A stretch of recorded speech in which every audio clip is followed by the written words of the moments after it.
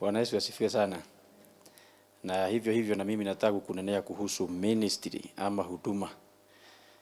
Huduma ndio inafanyagwa na makuhani. Sisi wenye tumeitwa kama makuhani wa Bwana na uko kati ya wao, tunahitajika tufundishwe kumtumikia Bwana. Ni muhimu. Bwana asifiwe sana. So I would like us to look at Romans chapter 1. Romans chapter 1.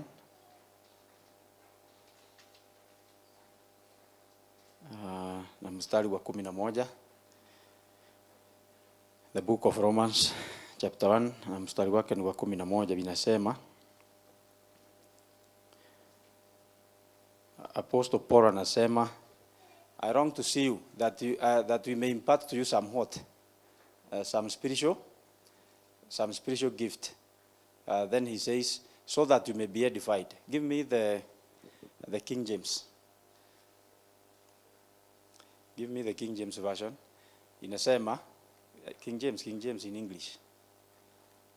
For I long to see you that I may impart unto you some spiritual gift to the end, or rather that it may result to edification, or rather to the end, that you may be established. Some other Bibles would say edified.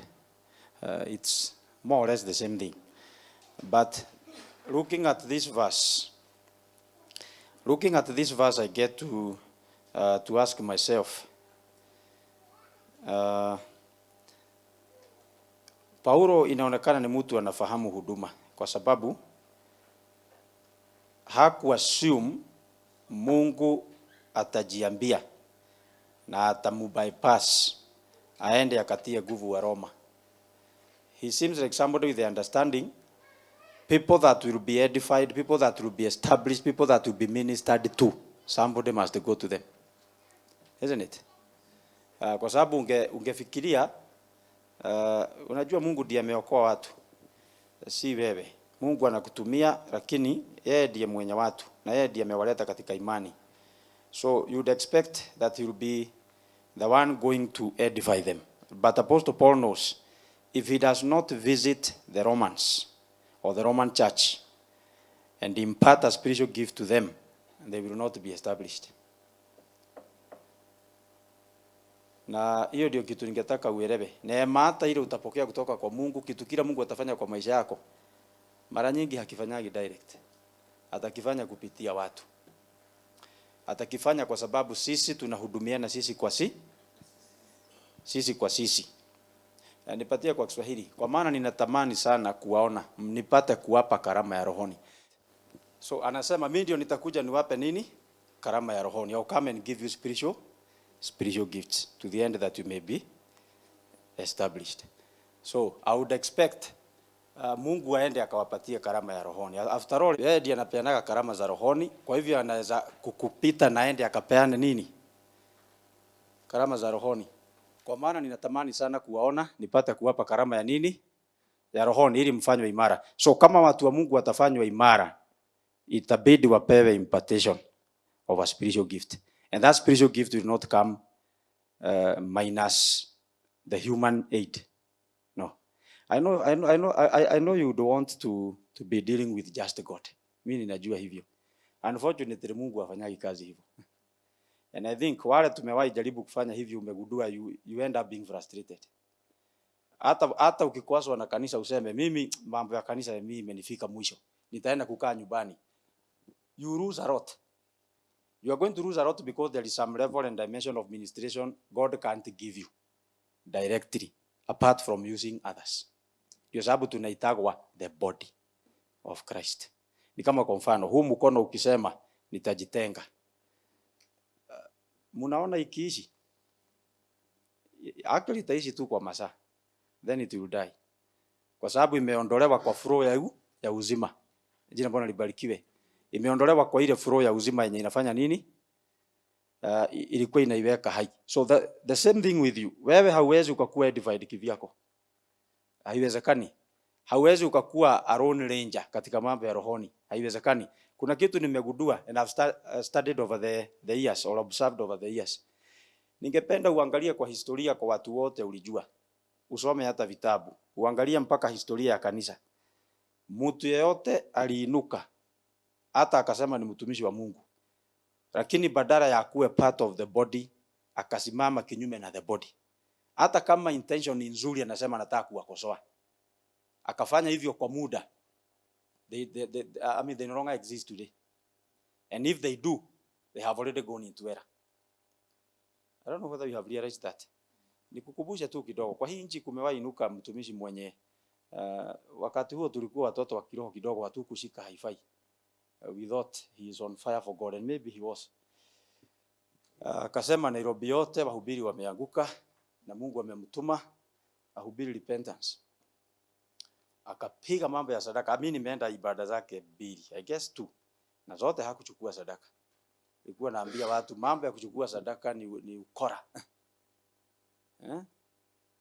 Wachungaji wamefika sasa, mbwa mwitu lazima waondoke kwa uwanja. I was there. Na niko na tukaenda nyumbani tukiwa tumefurahi. Furaha ya kipepo juu hatuna understanding. So tukaenda nyumbani tukiwa tumefurahi, tukasema Mungu ameleta mtu mwenye anaelewa. We thank God. No. Leo as we talk, he is very in error. He's actually no longer singular, now he is double. He preaches as plural. I'll tell you why. Juu mkono ikikatwa itoke kwa mwili, itakufa. Hata ikuwe na ujuzi wa kusurvive, at some point it will die. It will. Yani tumefunganishwa na mwili hivi kwamba hata kama hututaki utahavu kuwa na sisi. Na nikisema sisi simaanishi Clive Center, namaanisha mwili wa Kristo kwa jumla. It doesn't matter where you find yourself. Jina Bwana libarikiwe. Because impartation of grace and spiritual gift comes through another. Nobody in the body of Christ is self-made. Hata Paulo alitokewa na Bwana kwa barabara ya Damascus, si ndio? Alipotokewa na Bwana, what happened? Juu ni mtu anaelewa ama labda roho wa Bwana alimsaidia. Immediately akasema atahave kwenda Jerusalem. Baada ya kukaa akaenda Jerusalem to meet James, to meet Peter. They considered them as the pillars of the church then. You remember? They held them in high regard. Apostle James was the senior pastor for the Jerusalem church. So he said, I'm going to go there. And then when he went, the Bible says they gave me the right hand of fellowship. He needed that. He needed that right hand of fellowship. In other words, even the places he will visit, because he has a bad history of persecuting the church, he needed recommendation from the seniors in the body, so that they can tell the brethren there, receive him like our brother. He's no longer persecuting the church. Jina Bwana libarikiwe. So this is the point. Wewe lazima uhudumiwe na wengine. Na wengine nao lazima wahudumiwe na wewe. Wacha nikupe mfano wa mwisho. Elia, that is Elijah, prophet. Nani angedhani prophet Elijah anahitaji msaada ya mtu? No, the guy is too much. Ni mtu anaitisha moto inashuka, isn't it? Aya, amefunga mvua kwa neno lake, na alikuwa prophet akona kiburi kubwa sana in quotes. Hata hakusema asema Bwana, alisema hakutakuwa na mvua miaka 3.5 hadi nitakaposema. Until I say. I mean, that's so bold. That's so daring. Na God had him. Na Mungu akafunga bingu. The same prophet anataka mkate. I think akifunga bingu hakuwa nakumbuka hata yako kwa inchi hiyo. Na hakujua hakuna chakula supernatural. Hii mwili inaishi kwa mkate. Alright? We. Sasa ilibidi aombe Mungu. Alipoomba Mungu, si Mungu angetuma malaika wampatie chakula direct. Mara ya kwanza alimtumia kuguru, but hata hawa kuguru najua hakuwa wanatoa biguni mkate. Walikuwa naiba tu kwa mfalme, because kwa hiyo season kwa mfalme pekee I guess ndiko kulikuwa kumebaki chakula.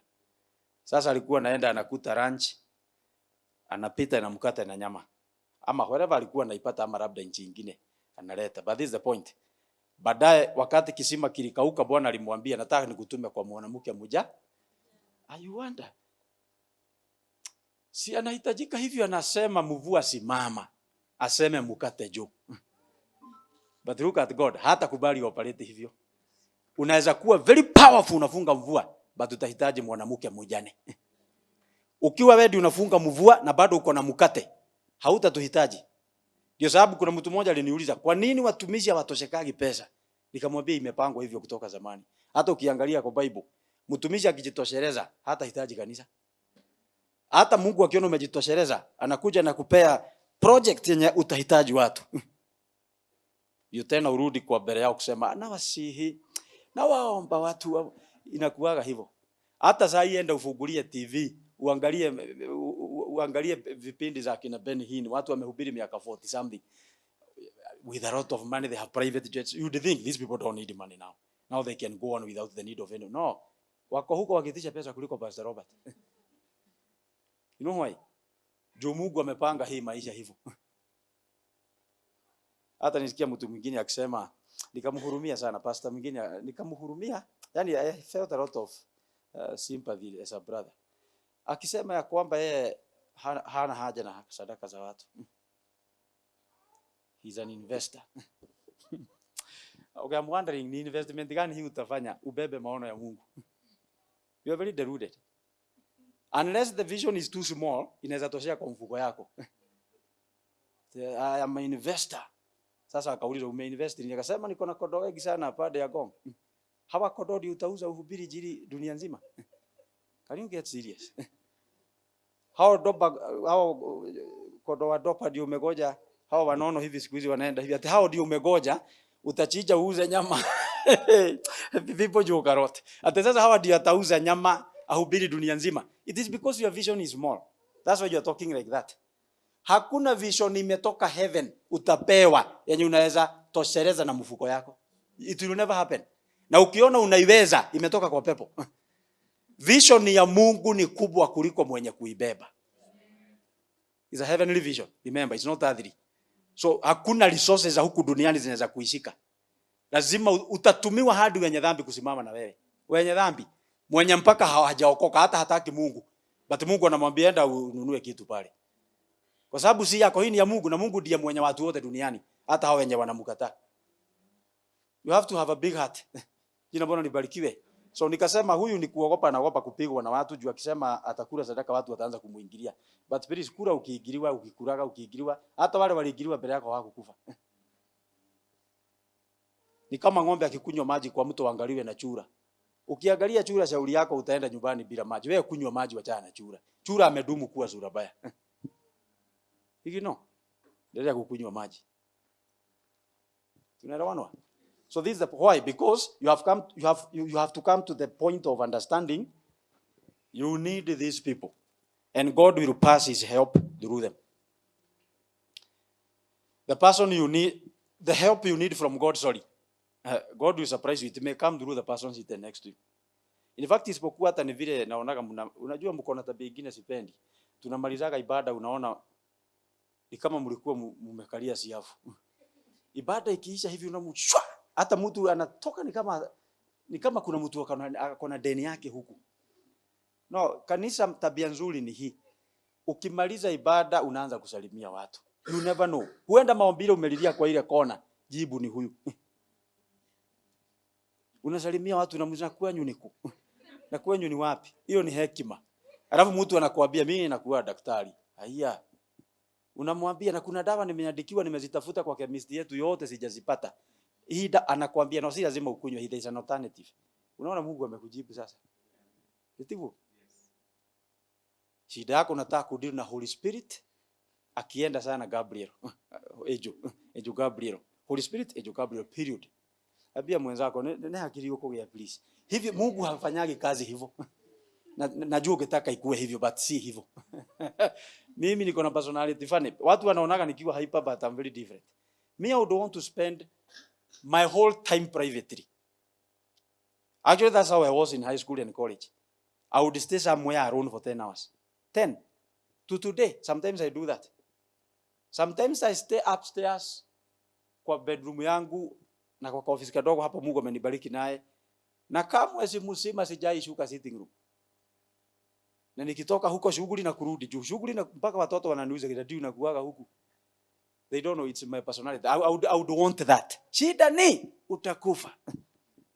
Lazima utoke usalimia watu. Mwenye kana marugire raji. Ujue kama wamepika raji. Jina Bwana libarikiwe. So Paulo anasema kwa maana ninatamani sana kuwaona nipata kuwapa karama ya rohoni ili mfanye nini? Mfanywe imara. So Paulo amekubali responsibility ya ministry. Ministry is passing God's help, grace one to another. Inaitagwa kuhudumiana, inaitagwa huduma. Jina Bwana libarikiwe. Let me not dwell there much, but the idea I wanted you to get, I want you to know that God will minister to you through others. Na ministry haifanani. Unajua watu wengi wanashika ministry na njia hii. Ministry ni kuombea watu wanagonga chini. Na kupuliza microphone. Nguvu ya Mungu inashuka juu ya watu. Sasa wewe huelewi. Huduma ni very diverse. Hiyo ni ya wahubiri. Sasa wewe wakati unahudumia, wewe huwezi puliza pastor, si ndio? Hata nikikuja hapa kukuombea afu unanifanya. Si unajua nitakufukuza. Juu sijui nini unataka. But there is a way you can minister to a man of God. Some of you, the ministry you need ni mtu akuketisha chini akupatia counseling. Counseling ya 2 hours kwa sababu si shetani amekukibiza. Ni kukosa maarifa. Na mkiketi chini na mtu akunene mwenye akona maarifa, you might find that you are going to consider your decisions and do better. Jina Bwana libarikiwe. Acha nikuonyeshe mstari hapa. Can you look at Luke chapter 8? Luke chapter 8. Na mstari wake ni wangapi? Nimpatie wa kwanza, wa pili, wacha nianzie wa kwanza. Inasema, and it came to pass afterward that he, Jesus, went throughout every city and village, preaching, showing the glad tidings of the kingdom of God. So Yesu alikuwa anahubiri ama kufanya huduma na njia hiyo. Yake kubwa ilikuwa kuhubiri. Na tumeacha kwa kanisa huduma kubwa ikuwe tu kuhubiri. In fact, we have made it the only ministry. There is. Hata kuna mtu aliniambia, pastor, nataka uniombee niingie kwa huduma. Nikamwambia umechelewa. Unahitajika ukue kwa huduma already. Maana yeye anashika hivi. Siku ile sasa nitaacha mambo yote niende pale mbele niambie watu simama. Keti. Piga makofi. Rukaruka. Sasa ndio anafanya huduma. No. Huduma ni ya kila kiungo cha mwili wa Kristo. Ni vile sasa unahitajika utafute pako ni wapi in different seasons. And again, God may start you off somewhere. And then for different seasons he will be changing you in the areas of ministry time after time. Okay? It came to pass afterward that he went throughout every city and village, preaching and showing the glad tidings of the kingdom of God. And the 12 were with him. Give me verse 2. The 12 were with him, and certain women which had been healed of evil spirits and infirmities. Mary called Magdalene. Huyu alikuwa ametolewa mapepo. Mary Magdalene. Na ona, Biblia inaonyeshana kuna mtu katika ministry ya Yesu alikuwa anajulikana na jina hii. Alikuwa ametolewa pepo 7. Okay? Alikuwa ametolewa na alikuwa na 7. Alikuwa na mingi. Mary called Magdalene, out of whom went 7 devils. Uliza mwenzako, wewe zilikutoka gapi siku ile uliokoka? Juu hii maisha ulikuwa nayo ya haieleweki, ni mapepo ulikuwa nayo but haungeshika. Wewe ulikuwa unafikiria ati ni revenge. Ulikuwa unafikiria kwamba uko na ujanja. Hii ujanja ni mapepo ulikuwa unabatiza hizo vitu. So and many of us had demons. Hata mimi nilikuwa na zangu kadhaa. Tukiokoka. Hata wengine tunaanzana nazo mapema tukiwa watoto. Shetani imeanzana na wewe. Na sana shetani ile inakuaga kwenu. Maana kila family juu ya malezi ile wamepewa wako na shetani yao. Yaani kuna shetani raikere kushika mtu mwenye ametoka familia hii hawezi kashika huyu. Alright? Kuna familia ukienda utaambiwa, fulani yako wapi? Unaambiwa huyu ako jela. Sahi yako 3 years. Kwa karibu kutoboa.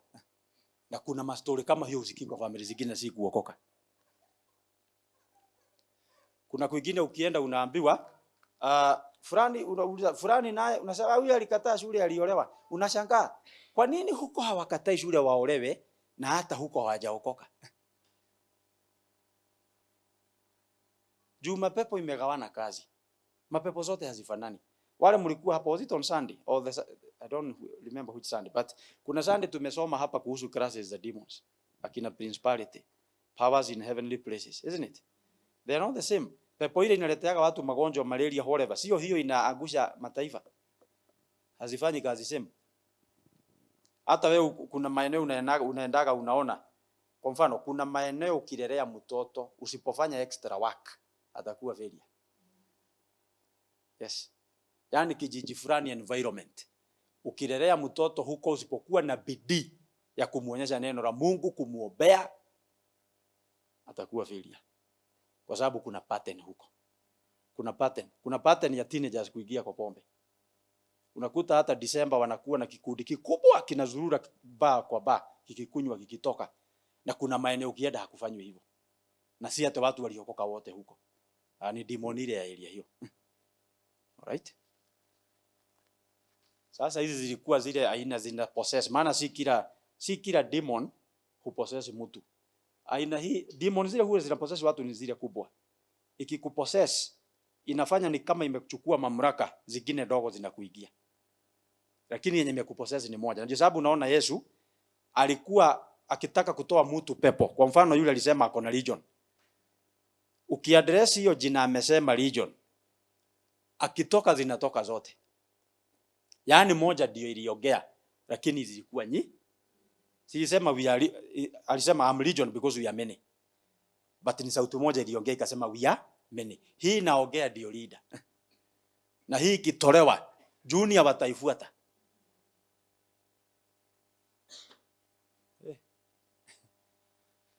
Tutahubiri exorcism leo ama? But mkuaga na mamlaka na kaujasiri ka kutoa pepo.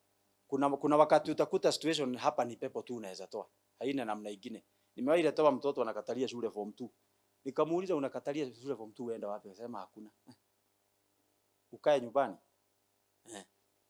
Yaani nikaona ile kaupole yako naye hii ni pepo. Because you should at least reason.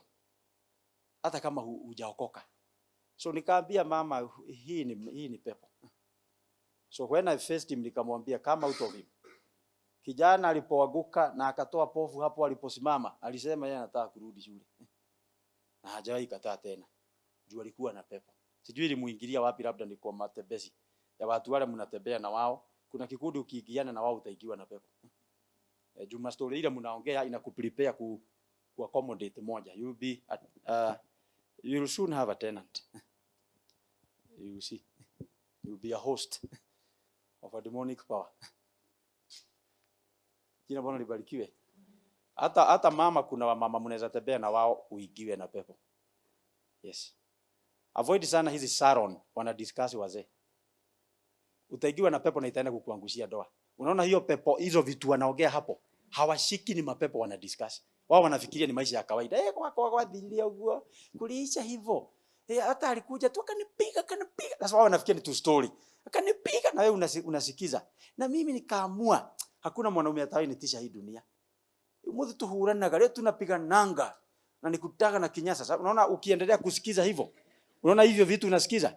You are preparing yourself to get a demon, but you don't know it. Alafu una imbibe moja. Ukienda nyumbani unakuta reaction yako kwa mzee imebadilika. Uko na kaukali hakana akili. Ukiona anytime you are doing something without afterthought ama second thought, ni pepo inakusubua. Kwa sababu unahitajika ujiulize, juu narudisha hivi, naweza piga huyu mzee? Siwezi. Nikiambiwa toka uende niko na kwa kwenda sina. Na unakuta mtu akimwambia dokojera. This is a demon. This is a demon, but ulipata pale kwa sala na haukushika. Hivyo wazee, wewe endelea kukaa hapo kazini na wazee wanasema, mama nataka kutishwa. Nataka kutishwa na kuwa na adabu. Hata nisikia mzee anasema yeye akitoa jacket anaiachaga nje ya mlango. Anaigia. Imaliza dakika 2 haijamfuata waseme nini wanafanya. Sasa unashangaa. Alafu unaona wanaume wale wengine wakimeza ni kama maneno mazuri. Na hawashiki huyu anaongea ako na demon. Mnaendelea kumsikiza mnaigiwa. Na wewe unaenda kukuacha jacket ije. Paka mama unaona anaangalia jacket na kuangalia juu anashangaa. Haujui jacket tunawekaga wapi? Siku zile zingine ni demon nimemuingia mchana na mama haelewi. Hata watoto mnaachaga watoto ati wakalale sleepover. Sijui mimi mtoto wangu hawezi tembea na watoto wote. No, kuna kikundi unaona mtoto anatembea naye unamuita unamwambia sikuwachukia but nisikuone na hao watoto. Juu ataigiwa na pepo. Ataigiwa. Na ita manifest kwa mtoto akigiwa na pepo hawaui watu, anakuja na rebellion isiyo ya kawaida. Najaribu kumwambia kule viazi. Naona amechagua tu nyama na amesukuma viazi na huko. Najaribu kumwambia wewe kama hebu na kitabu alikuwa anakula. Sasa nataka mumenyane. Kabla umuue upige uwe.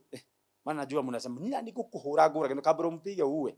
Hebu mustadi amekuwa na akina nani? Juzi muulize maswali. Shuleni marafiki zako ni akina nani?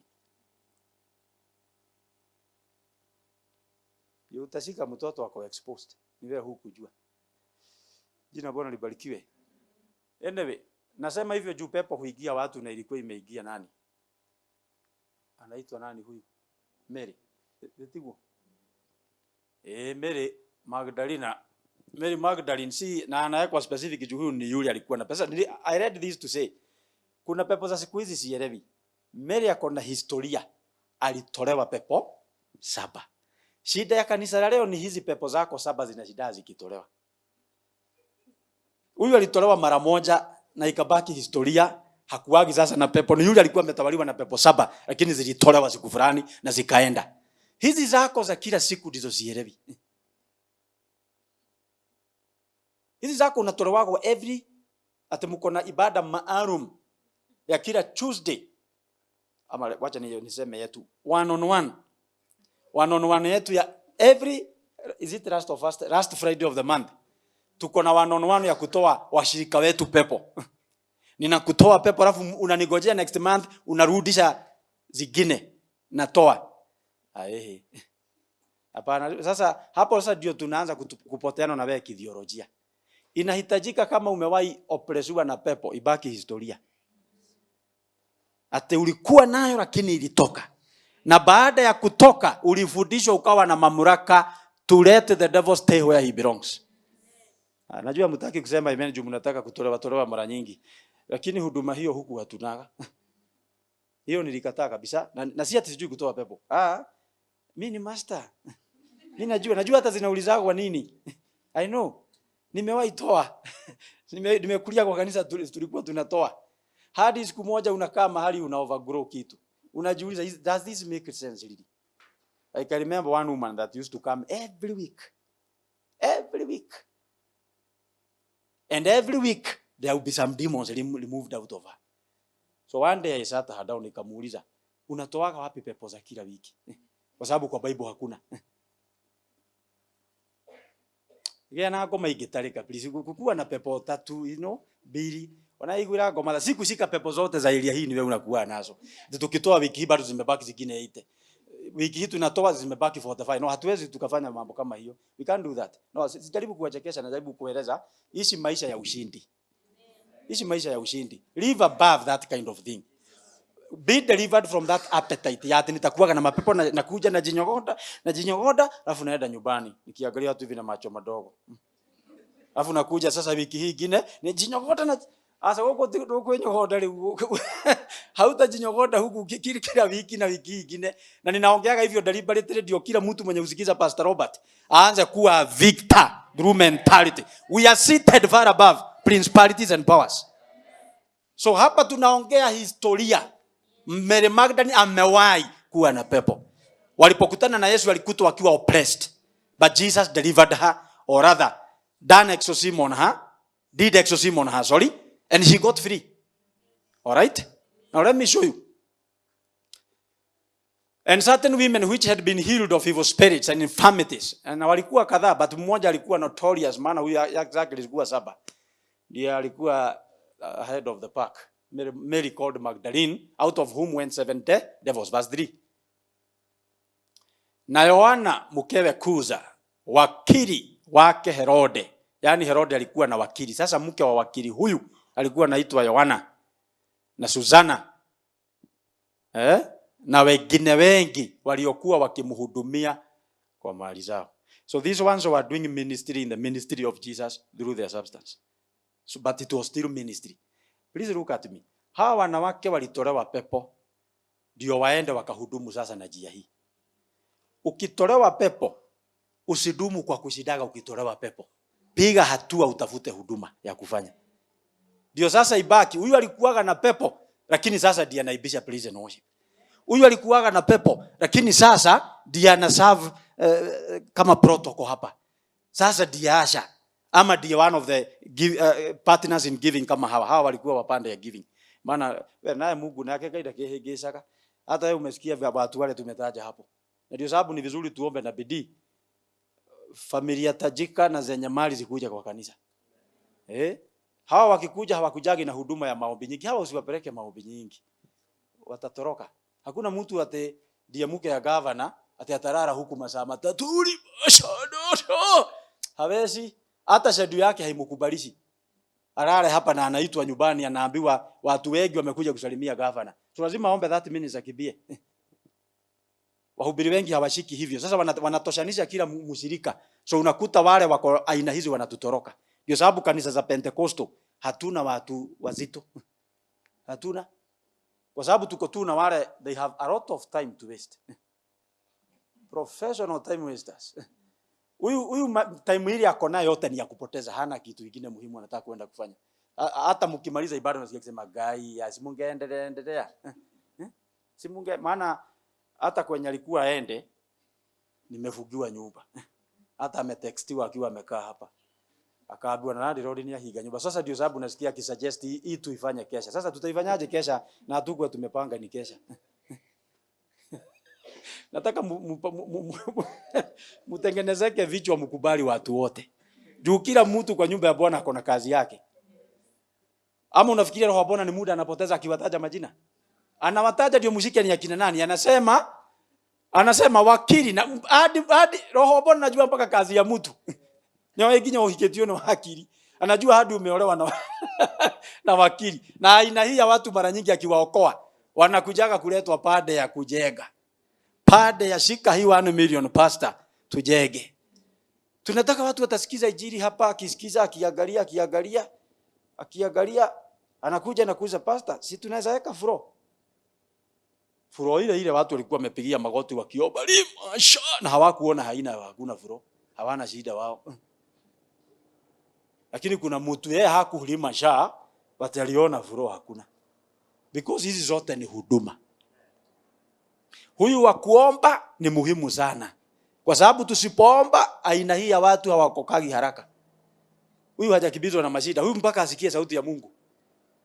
Si kama sisi. Unajua sisi wengine tuliokoka juu tulikuwa karibu kuuliwa na typhoid. Tulipoona tunatapika damu, tukakimbia kwa kanisa tukaokoka. Sasa huyu hana typhoid. Hana mashida. Hana mtu amemkibisha. Akona zaidi ya kuhitaji, huyu analetwa tu kwa kanisa na maombi. That's why we need people that can pray and ask God. Okoa hadi viongozi. Okoa mpaka matajiri wa area hii. Okoa watu wale wako na mashamba mengi sana Kenya. Ndio kanisa iache kukaa kama ni ya wamama, ya watoto na maskini. Maana kanisa ya Kenya iko na hiyo sura, especially Pentecostal. Inachukuliagwa ni mahali pa wamama kwenda kutoa stress na watoto wenye hawana school fees na maskini. Yet kanisa inahitajika tu accommodate mpaka viongozi wa nchi wakuwe part ya kanisa. No, I'm telling you. Na mahali injili imepenya vizuri kama Nigeria, senators, governors, they attend service normally. Wachana hawa wetu, hawa watu ni wanafiki. Wanakuja kanisa ile wanataka kuomba kura. Unakuta anataka kuzunguka kanisa za ward yake, za ward zake zote. Sasa anasema hiyo kitu tutakuwa PCA mahali fulani. Hiyo kingine sasa BN California Center tunakuja, hii si ibada. Ni kura wanatafuta. It is part of the campaign strategy. Huko wanaenda kanisa juu ni Sunday. Na anataka kuomba. I'm saying that because I was there. Kwa convocation yenye tulikuwa over 10 million people seated. I have never seen an auditorium like that. Mimi sijaona nyumba ya ibada yenye sioni mwisho.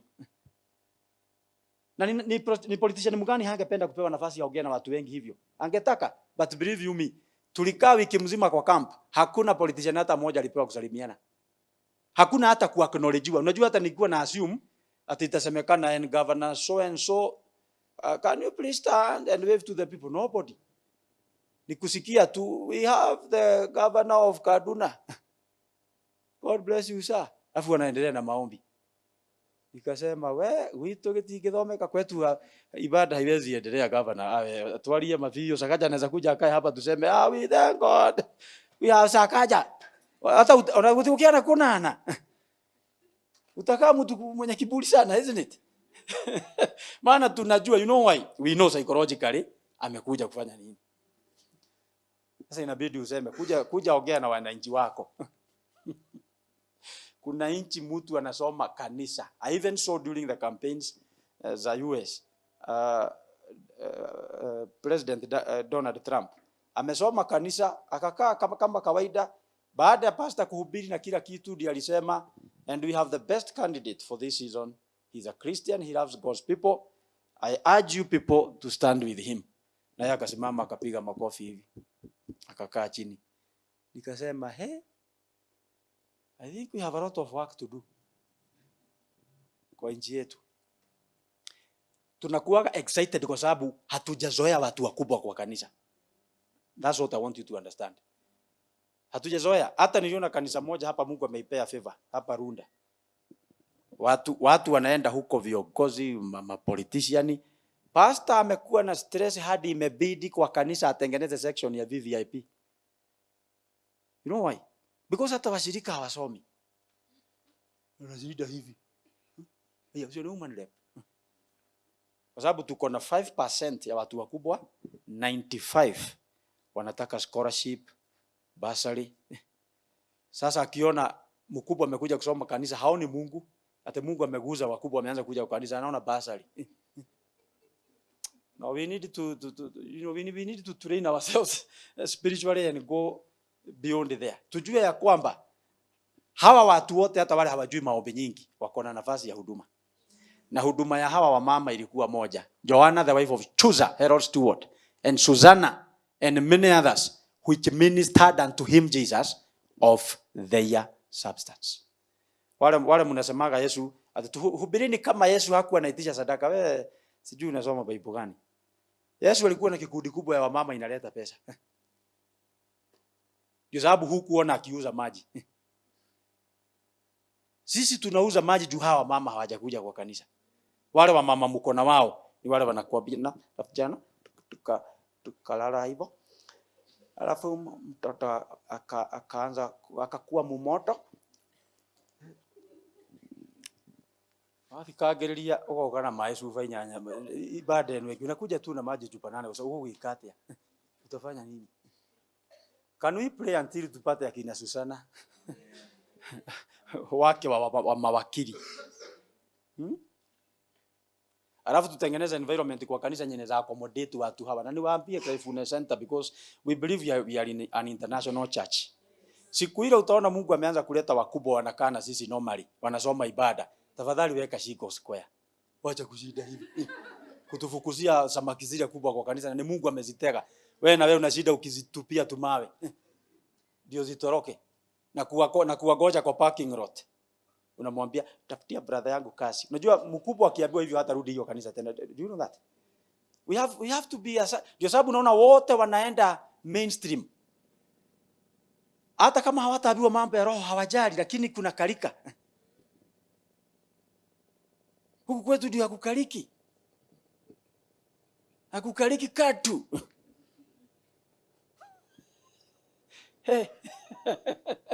Huku ndio hakukaliki. Mimi nimewahi kuwa member wa kanisa yenye ilibidi pastor wetu asimame sasa Sunday. Akanya watu na microphone. Awaambia wacheni kusubua watu kwa parking lot. Maana unakuta mpaka mtu neema ya Bwana wetu Yesu Kristo ikisemwa. Mkiwa katikati ameshaenda nje. Kwa nini? Kuna mtu ametime. Hataki aende. Sasa unaona huyu mtu hata haabudu Mungu. Matumaini yake yote iko kwa mtu fulani. Wewe wakati unamaliza ibada unamkuta amelini kwa gari yako. Wakati mlikuwa mnasema na Bwana yetu na nisitaodo. Neema ya Bwana yetu Yesu Kristo na upendo wa Mungu Baba. Unaona Mungu Baba anatoka. Sasa anakugoja kwa gari yako amelini. Ukikuja kufungua nakwambia mam.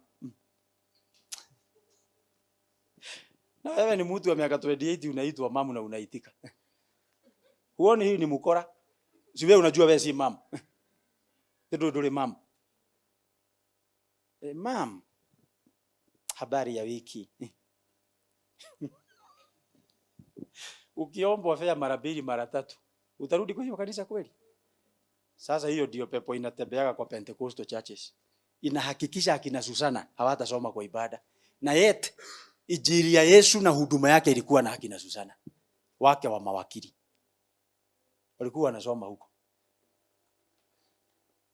Na hakuna mtu anawabudha.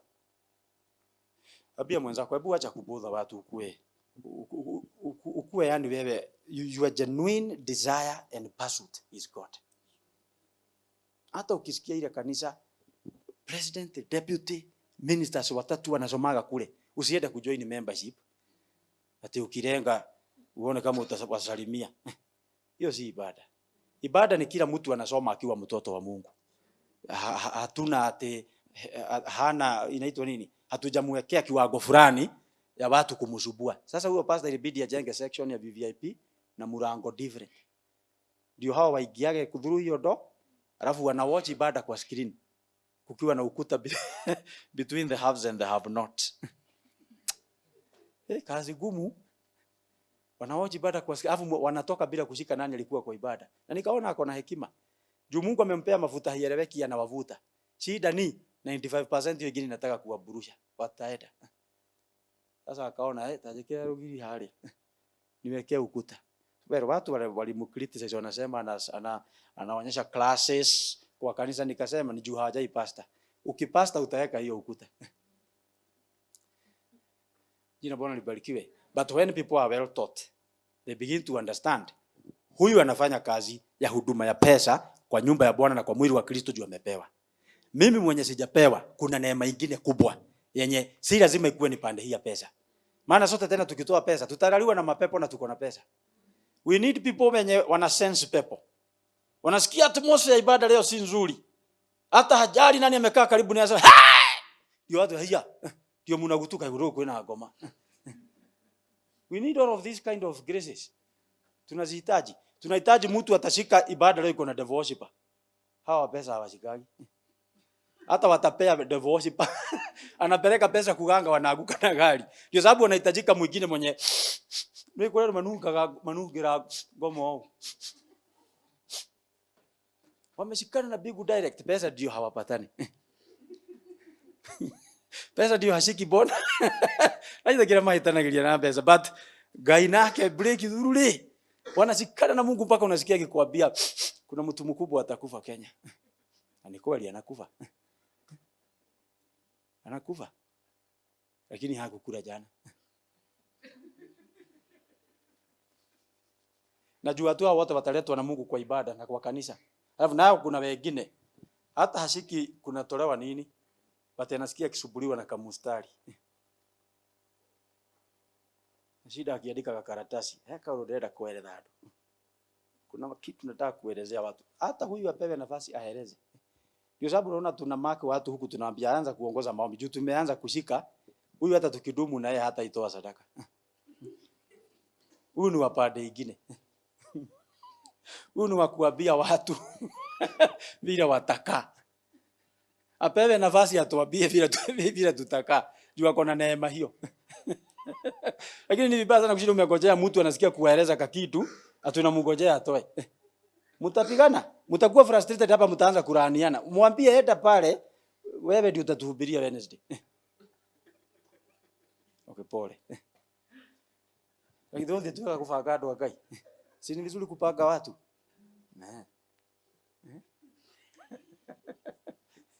Si unaona hata nyumbani ukienda wanasemaga wanaambia ndugu yako mkubwa, ujue December tunataka buzi ya kukula. Maana wanajua huduma ya huyu ni gani. They know. Na wewe unaambiwa Wajiko tulekelie na mahoya. Wewe na wewe Wajiko tumalizie na maombi. Wanajua laini yako. Na ni kweli. Maombi ile utaomba hata shetani itakatalia huko. Ni ile kichwa gumu. Nakwambia unawakabidhi. Paka unasikia kila mtu ukimaliza maombi akisema na wadadhi, umenibariki. Now they understand you like that. They love you. Hata wanalipia watoto wako school fees. Juu ya vile wameguzwa na maombi. Maana dunia ni wanakuwa na werevu. Dunia ni watu werevu. Hata mimi naonaga nikienda mikutano nyingi hata za watu wananijua kwa family, unasikiaga mtugatiri tojeri na mahoya. Pastor tuanzishe na maombi, ni gumu sana wakwambia pastor tunataka pesa. Wanajua pastor akisimama ni wao watatoa. Wao ndio wataambiwa ulitoa dhabihu lini? Sasa ndio mzizubuane. Unapewa kazi yako mapema. Tatu higure na mahoya. Tuanzishie na maombi. Bwana libarikiwe. So hata ulikuwa na mke ya wakili hapa wa Herode Susana na wengine wengi na walikuwa kwa ministry ya wakimhudumia. They ministered unto him of their substance. When you are standing with a ministry like this financially, you are already doing ministry. That's why huyo mtu aliniambia nimuombee ingie huduma, ndio nikamwambia hapana, wewe ndio huelewi. Huduma si kuhubiri. Kila mtu kwa mwili wa Kristo akijitafuta, ako na mahali anaweza hudumu.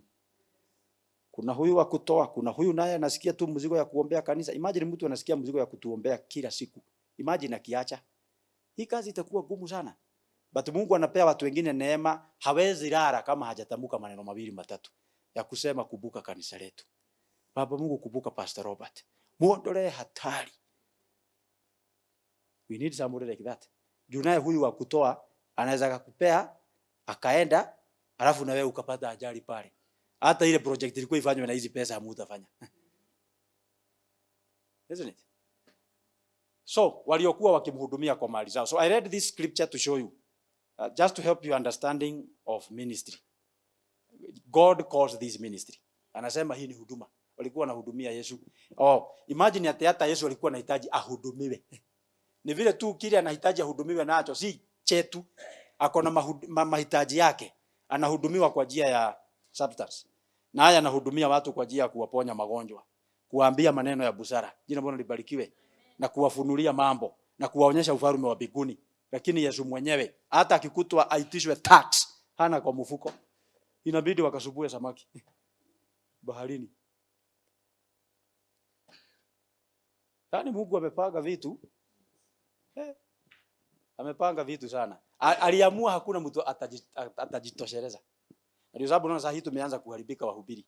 Juu siku hizi sasa kizazi chetu tuko na wahubiri tajiri sana. Analima melon 500 acres. Sasa unaona vile anaongea. Nasikia akiambia watu, mimi naweza kuwafukuza huko nyinyi. In fact unaona muhana melon. Anaona mkikaa melon nyingi. Bwana mtu analima melon 500 acres. Unajua huyo mtu hahitaji sadaka yenu?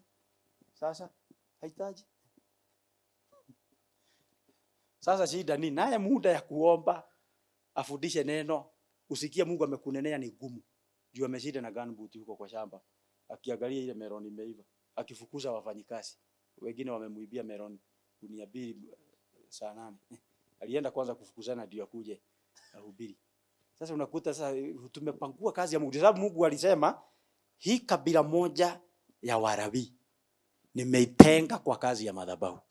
Alafu akasema vizuri sana wasipewe shamba. Maana wakipewa shamba mali kia kuhada kahurura aya matikao ya ligi. Wakipanda malenge uanze kuhesabu malenge unaona 1 2 3 4. Maleti dakiro kutara malenge. 1 2 3 4 5. Alafu wanaenda kuongea wafanyikazi. Nani alikata ile malenge ilikuwa pale? Sasa mkikorofishana hivi na wafanyikazi mkitishana malenge, utaenda kuhubiria watu ama kwanza utaenda polisi?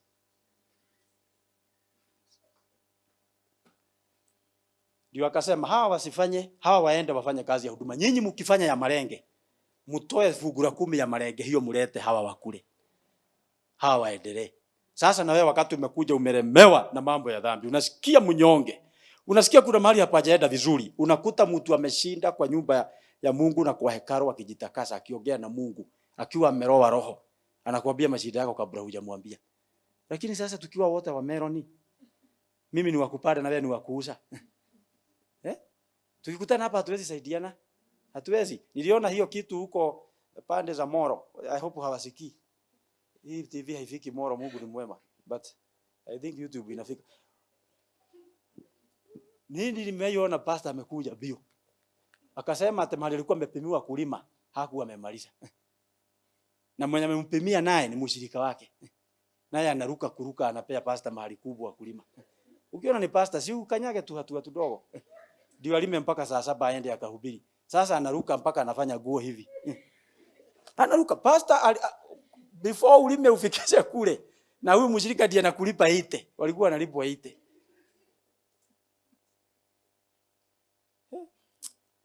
Wakati umeingia unakuta naye mshirika mwenye alikuwa amekupea kibarua naye ndiye anaingia juu hata yeye alikuwa amechelewa akikugoja usikose kumaliza. Usimuchanganye. Ahakikishe umemaliza. Nikasema hapana, hawajui Bible. Hawajui Bible. Pastor alikuwa anahitajika akuwa amegoja watu kwa Bible study. Nao hawa walime alafu watoe fungu la 10 la kile walilima. Pastor apata cha kukula na familia yake na wale wanafanya kazi na wao. Na wewe ukisema na humu ana hapa, pastor yukazia macho panaenda. Lakini sasa pastor hata yeye mwenyewe anataka amalize haraka akarare. Ati de muno. Meshinda akilima. Unaona mtu wa Mungu fugua Matthew. Hadi unasikia kama hutafugua. It is wrong. Hiyo ni kumaanisha kuna mtu wako kwa huduma yake ya kuhubiri, lakini kuna wengine wamekataa kuhudumu na njia hii nyingine ya kina Susana. Bwana asifiwe sana. Leo sitaki nikae. Sitaki nipitishe muda sana. Let me just say something, maybe one more thing and then we pray.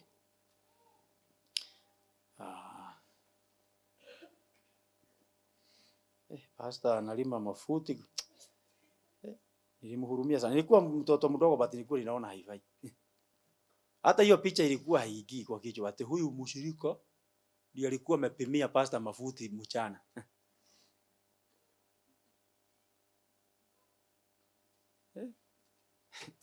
Ngai neona kila maundu maingi. Yaani Mungu anatushangaa. Hata anaweza piga watu. Pastor juu hataki kukwasa watu, inabidi tu alime. Atafanya nini? Na kuna watoto wanakula na wengine wanaenda shule. Ni kumaanisha kuna mtu mahali hahudumu. Kwa ajili ilikuwa inahitajika. Maana Mungu si mdhalimu. Mungu anajua needs za congregation zote. Hata kama mko 20 kwa kanisa, anajua mahitaji ya that 20 capacity church. Wenye wanaweza kuitimiza wako hapo. They are not outside that church. Yes. Lakini they are not hearing God. Or maybe they are not even taught. For them, they are waiting for the call of God. And ile wanaita call ni harare atokewe na malaika kuna nguo ya blue. Amwambie mwanangu, nataka uende kwa soko ukahubiria watu tafadhali. Hatuwezi hubiri sote kwa soko, hatutoshei. Hatuwezi toshea. Mungu, kuna wengine Mungu anataka hubiri through their substance. Ukishatoa substance umeshamaliza kuhubiri. Na tukifika biguni hata unaweza kuta uko na taji kubwa kuliko pastor mwenye ulisupport. Because it is by your wings the pastor was flying. Yes. Mwenda mutafute testimony ya msichana ninapenda. Anaitwa nani huyu? Ni mama msichana ni Erika ama something. Amekufa alafu akarudi. Akaonyeshwa hell na heaven. Akasema heaven sio vile tunafikiria. Unajua hata mimi nilikuwa nafikiria heaven ni kihoro kikubwa cha white. Alafu tunagaragara huko bila mashida. That's not the way it is. Alisema ziko na sections. Na ninaweza amini maana mwandishi wa Zaburi alisema afadhali nikuwe bawabu. Lakini nijikute huko. Kwa hivyo kuna viwango. Na alisema kuna mbingu iko hapa iko na kelele imejaa watu hata huwezi ona kitu. Kuona mbele inabidi ushinde ukifanya hivi. Very noisy. Akaambiwa hii ni mbingu ya kwanza. Hii inakujaga watu wale. Unajua kuna mtu ameokoka jana hivyo akagongwa na duthi. The following day. Usio ni wa iguru riri. Huyo ni wa hii mbingu ya kwanza hana kazi. Hana kitu ya kulipwa. No, I'm serious. Hana kitu ya kulipwa. Lakini ameingia chupu. Ameponyoka. Amefaulu kuingia lakini atalipwa nini na atalipwa kugongwa na duthi ama atalipwa nini? Si ni jana uliokoka ukagongwa leo. Etiguo. Ukiokoka mapema uko na muda ya kutumikia Mungu, shukuru Mungu sana. You have an opportunity to labor for crowns and rewards. Sasa akaambiwa mbingu ya pili nayo iko hapo, kelele inaenda ikipugua na watu si wengi. Akasema alishangaa alipoona mtumishi mkubwa hapa duniani alienda na jina kubwa ako hiyo. Na ujue hizi mbingu ni 7. Zilikuwa section 7. That mighty apostle alifaulu kufika ya pili. Msichana akasema hapana, this is confusing. I know him and he's so famous. Hata tangu tukua watoto tulimjua kabla tujue sura. Kwa sababu tulikuwa tunasikia kitajwa mambo yake. Akaambiwa huku biguni hatukosei. Ukiona mtu ya pili ana deserve ya pili. Alipofika ya 7, wacha nikibishe, sina muda. Ya 7 alikuta jazz. Huko hakuna kelele. Yaani music inakaa ya jazz. Vile tu unaona hivi dunia ina copy biguni. Wakati unasikia mahali section imeitwa VIP, huonagi huko hakuna watu wanaiba hivi na saa hizo. Na majigiri, hii ni mapepo. Hii kelele mingi inakuwa ya watu wale hawana kitu ya kufanya. Hapo ndio ukienda maeneo yote hata mahoteli makubwa ya watu wakubwa, hakunaga kelele hizo. Angalia documentary za Royal Family wakati wako na event. Ni mtu mmoja na chini na harp. Na nini hii ingine wanapulizaga hii? Na saxophone. Hakuna sauti. Naona yani umepoeka unashangaa. Si waite nani aligithie kigoco kimwe hapa.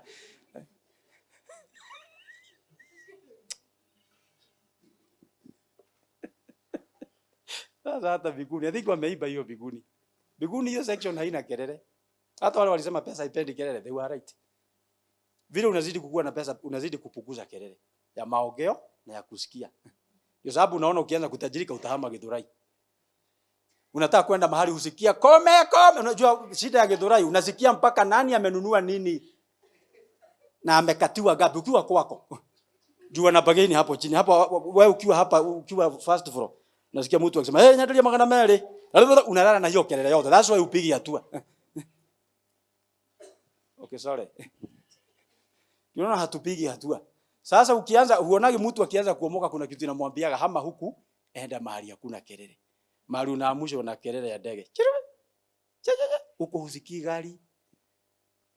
Na vile watu wanazidi kutajirika ndio wanataka kama bomba iko kwa kichaka. Huonagi before ufike kwake utaenda ka stretch. Alafu unamkuta afadhali akae na fisi. Lakini aondoke kelele. Hata biguni wale wako VIP hakuna kelele. Anasema alikuta jazz. Alafu wako wachache unaweza kuwahesabu. Akasema Bwana akamwambia you asked me about the pastor. Akamwambia now come let me show you something. Unaona wale wa mama? Unaona huyo na huyo? Hawa unajua kwa nini wamefaulu kufika bigu hii? Hii section ya 7. They were the supporters of pastor. They are the ones that were supplying grocery to his house. They were buying him suits that he was wearing to preach. And nobody recognized them. So much of what they could have been paid on earth walikuta huko. Kwa sababu hakuna mtu aliwapigia makofi. Hakuna mtu alishika, lakini pastor alikula yake yote. Wakati kila mtu anasema mighty man of, that's why vitu nyingi unafanya unatagasa alafu tunasema simama, tunasema karoheni. Unaona hivyo tumepiga hivyo. Giriko minesi ya dhie. Kake. Ndio sababu Yesu akafundisha, mujifundishe kufanya vitu bila kutaka sifa. Maana hiyo ndio utakuta reward kule mbinguni. Unasikia hata waibaji. Ukituibisha mpaka watu wote waseme, "Kai, kuna msichana amekuja huko." Huyo pastor anahitaji amuombe sana Gai. Lakini mkigwa pino igira Gai ni. Anaimba unasikia kabisa umeingia ndani ya Mungu. Ukiwasikia jifanya hujasikia. Unaona ukikaa hivi uanze kusikia hizo sifa zikiwa nzuri, mpaka unawaambia ndio mugaithie. Hiyo ibada yote ulibisha hapa imekwisha. Najua hujui. Imekwisha. Hata nimewahi hubiri mahali watu wakanisifu. Nikahama hiyo meza. Nikahama na chai yangu nikaenda mahali. Dakio ni amaradhi mani maindaite. Vile wanazidi kuongea wanakuuliza nani alikufundisha kuhubiri? Na wao ni wahubiri. Hata mwingine akasema, "Hey, ningetikija kule na bego irorere." Hata nimeacha kukula nikuangalie. Nikajua huu ni pepo sasa ako naye. Utalipwa kashi hapo. Odo toya ndo masia kutaji ukalele hali. Hebu chukua chai yako uende ukakunyia pale. I'm serious. Fanya vitu na uondoke. Ndio mbinguni ukute ukipewa VIP reception. Sasa aliambiwa hawa mama, imagine nani angeshika ate huduma ya hawa wa mama kwa macho ya Mungu ni kubwa kuliko ya apostle. Nani angeshika? Na apostle ndiye kwa uwaja akisema another wheelchair there. Another one has ameweka chini crutches. Everybody would think huyu ndiye mtu tutakuta mbinguni na taji zote, isn't it? Because ana move crowd na watu wengi millions they are coming to listen to him. No. Mungu anaangalia On whose wings is he flying? Ameekelewa kwa hiyo platform na nani? Unasikia hii crusade alitengeneza, kuna mtu alifund nusu akiwa peke yake. Greater reward will go to that person. I know you don't know that. That's why I'm saying, understand ministry like God understands it, not like men understand it. Shida ya kuhubiri, hata kuhubiri ni kazi baya, kwa sababu wewe ministry yako iko front na mbele ya watu. Wewe ni mtu akiingia hapa watu wote na asasi wote wamekuonyesha mahali utakaa. So nyingi za hizi tunalipagwa huku. Nasikia malaika ikwambia na Yesu ulionyeshwa mahali pa kukaa. Si unaona ulikaa mahali kuna fan. Wakati watu wengine wanajipaguza jasho, wewe ulikuwa mahali kuna air condition kwa sababu wewe ni apostle. Fred. Na sasa naye biguni ya pili utaingia. Ile kwa barara huku wa barara duniani huyu wa barara huku. Sasa naona wahubiri ati mpaka hajui kutembea, ati akikuja kuhubiri anabebwa. Wewe hata unaona kabla ufike bigu ya kwanza hauja. Haufarada. Utakuwa hapo farada. You will see it. Ati unabebwa. Tani una mwingine akihubiri akitaka kutoa kiatu anaiweka hivi. Hello. Hello. Akisema haro mara mbili wanashika anahitajika kutolewa kiatu. Wanakimbia. Na kuuliza wewe ni kiwete, hii mikono yako iwezi fungua hii kiatu ifunguke? Hebu acha na hitu tu vitu twingi tu machachari. Juu utashangaa biguni. You'll be shocked. Nasikia wazee wale Mungu ameanza kuwatumia. Ukitisha mama sana nyumbani utaona. Tunafika nyumbani hata hakuna kitu unaweka chini, unakaa hivi. Unatoa koti na unageuka hivi kama msalaba. Wanatoa vitu hizi zingine ati kwa sababu ate apostle amefika. Paka unaona tutoto tunakuinamia wewe kama papa. Ginya kwa kuita kwa papa. Kwako unaita mpaka papa. Wewe ni ukabarara yene to be in short utachidaga hivi. Na ni vibaya sana kwenda kufanya hivi na watu walikuwa wamekutabua duniani afu unakuja. Gai hata wewe ulikuja huku. Unaambia nyamaza usiongee sana nisitolewe. Unajua hata huku unaweza tolewa bado urudishwe na huku nyuma.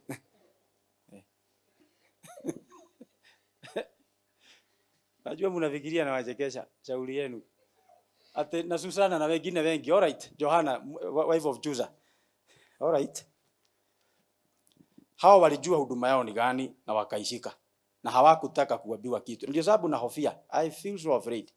Ati leo kumetokea watu wanaambia watu usitoe na watu wote wanawasikiza wanaacha kutoa. Do you know unaweza acha kutoa na hiyo ndio huduma pekee ulikuwa umepewa duniani, hakuna nyingine. Juu hata wewe mwenyewe unaona hata ujasiri ya kushare gospel haunaga. Hata ukiulizwa when was the last time you told anybody about Jesus, you can't even remember. Lakini ulikuwa unaongeza boga points nyingi sana kwa kufund wenye wanahubiri. Alafu ukanenewa na mtu amejaa pepo. Mtu amekwaswa kwa hiyo laini, labda alikuwa wa laini hiyo hata yeye kutoa akakwaswa na wanadamu. Alipoumia akaamua na nyinyi mtakula zingine. Akakuja. Mnaibiwa na wewe unamsikiza. A woman in this ministry told me, Pastor Robert, I will share something that it's shameful, but let me just, akaniambia kuna mama nimekuwa nikifuata kwa mtandao. Na aliongea nikaona kama ana make sense. Mimi nikaachana na matoleo yote. Nikamwambia all right. Akaniambia kitu sielewi. Siku hizi sitoi na sina pesa. Ile wakati nilikuwa natoa hata mpaka najihurumia. Akaniambia in a bad month sikuwahi kosa at least 700,000. But there are times I would make even 2 million. Nikamuuliza na sasa akasema nikipita 150. Nikigonga 200 huwa nafanya Thanksgiving kwa Mungu. Akaniambia na sielewi juu kazi nafanya ile nilikuwa nafanya. What happened in between I can't tell. Nikamwambia wewe ni mtu Mungu anapenda. Ukiona Mungu ameendea moyo wako hivyo bali amekurudishia, God loves you. And you know the answer. You don't even need prayer. Go back to doing what you are supposed to do. Juu wewe unasikiza mtu anaongea logic, unafunika karama yenye ndio ilikuwa huduma yako pekee huku duniani. Wewe mwenyewe unajijua, maombi huwezi omba zaidi ya 30 minutes. Unaulizaga watu wanatoa wapi maombi? You can't remember the last time you stood before people and said nothing. You can't remember any day you are an usher. You actually you are an introvert. Hata ukikuwa usher utapiga watu ama watakupiga. Wewe huoni huna huduma nyingine isipokuwa hiyo? Fanya hiyo. Fanya hiyo na usitake kuambiwa kitu. Acha naye mwingine wa pande nyingine afanye yake. Jina Bwana libarikiwe. Let me finish. Wacha niseme hii ya mwisho alafu tuombe.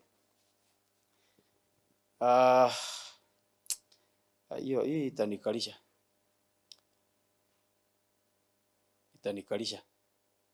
But I would like to say, prepare yourself as a vessel that God can use.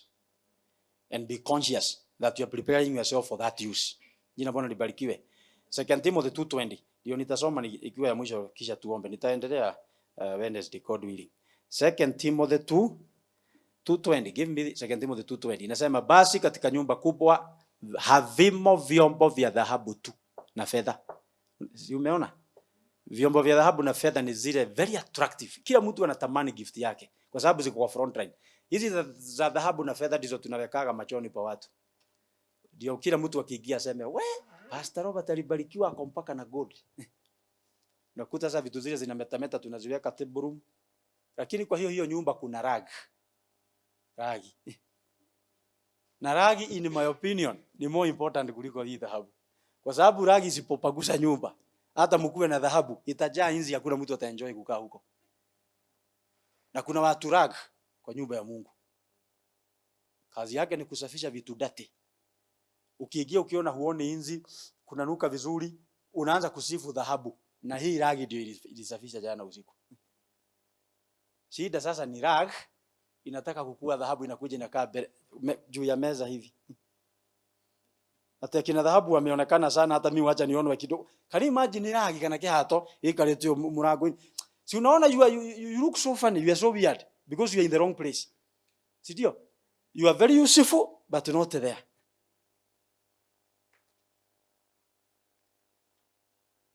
Imagine nyumba haina kisu. Hata muwe na nyama hamwezi kula. Hata muwe na kitunguu hamwezi katakata. Ushaiona kisu kwa meza ikisalimia wageni? Kuna mgeni ataingia kwa hiyo nyumba tena? Hata kisu linakwambia kwa hivi. Kisu. Kisu inakaa kitchen, hata iwe rembo haitaki kuonekana nje. Kwa sababu kazi yake na mahali inaweza kuwa muhimu ni wapi? Ni hapo. So hiyo ndio kuunderstand huduma. You can be a rag, but your usefulness is known by God. Alright? Hata kuna vyombo vya dhahabu na vya fedha, lakini sio hizo tu. Bali na vya muti, hiyo ni bao, si ndio? Na vya udongo, ona. Wakati mwaikula githeri ya nyungu ya udongo. Sasa hivi wametukaganya, wametuletea pressure cooker. Inalazimisha chakula kuiva haraka sana, inapoteza a lot of nutrients. Sisi tumelelewa na nyungu ile ya earthen. Ikifunikwa na kabakuli. Unajua jenzi hawajui tulikuwa na pressure cooker ya clay na kuni chini. Kiwekwa kabakuli, hiyo githeri ukienda kushika ilikuwa na utamu ya sufuria haina. Ndio. Anataka mizi githeri kwaje. Ilikuwa na utamu ya hii ya sufuria inapoteza pumzi nyingi, inakaa baya. Lakini ungeona nyungu ije, ungeigoga hikai ya maana. Hata unatoroka isikupake uchafu, isn't it? But ndio imepika chakula hicho kinakuliwa na watu wote wenye wanakula na vijiko vya gold sasa. Ilipikwa na nyungu. Bali na vya muti na vya udongo, vingine vina heshima na vingine hazina. Kwa hivyo katika nyumba ya Bwana kuna watu si wa heshima. Na ndio sababu unaona tukiletwa wote kwa nyumba ya Mungu wote tukiwa watu waheshimiwa, hatutafanya kazi ya Mungu. Na kuna kazi za waheshimiwa. Kuna mahali tunaweza taka hii kanisa itetewe kwa ofisi fulani. Hatuwezi ambia mtu mwenye huwa anaosha hapa aenda ututetee. Atakamatwa. Ataambiwa wewe ndio umetumwa kutupa mawe, kuna hana mawe. But ataekelewa vitu.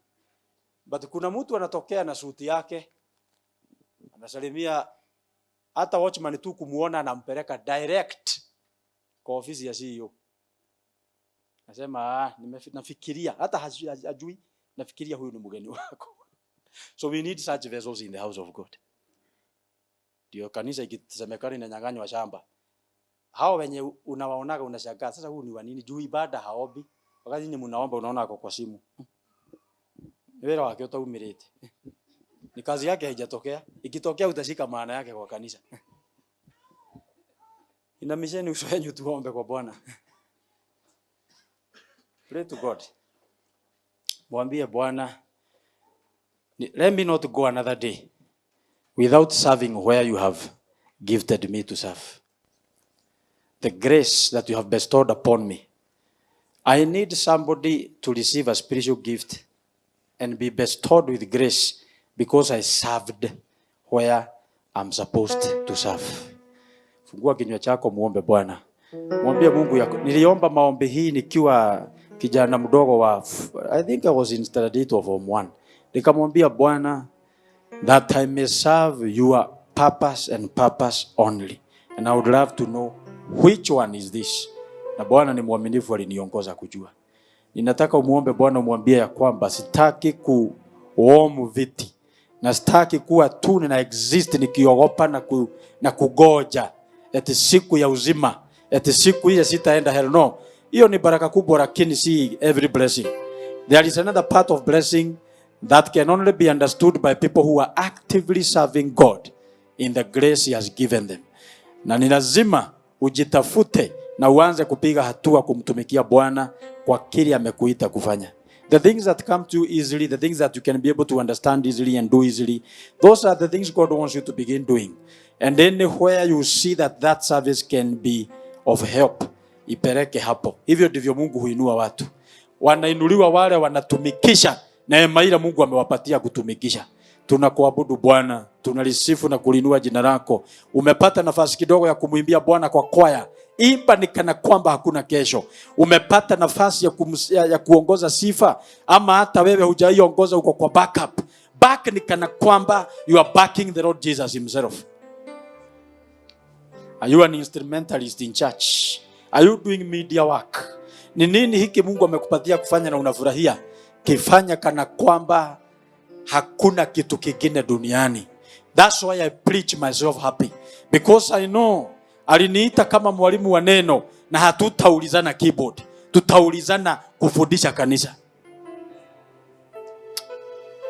Ramba sota rabashinda rabakora busaya. Tunakuabudu mfalme, wewe ni nani wa kulinganishwa na wewe? Hakuna wa kulinganishwa na wewe, na hekima yako ni ya juu sana. Umetupanga kwa maisha na kwa huduma, na unajua kila mtu na jina. Unajua hadi kazi yake, unajua hadi ameolewa na nani, unajua anaishi wapi, unajua watoto wake. We give you praise. Father, we give you honor. Hakuna kama wewe.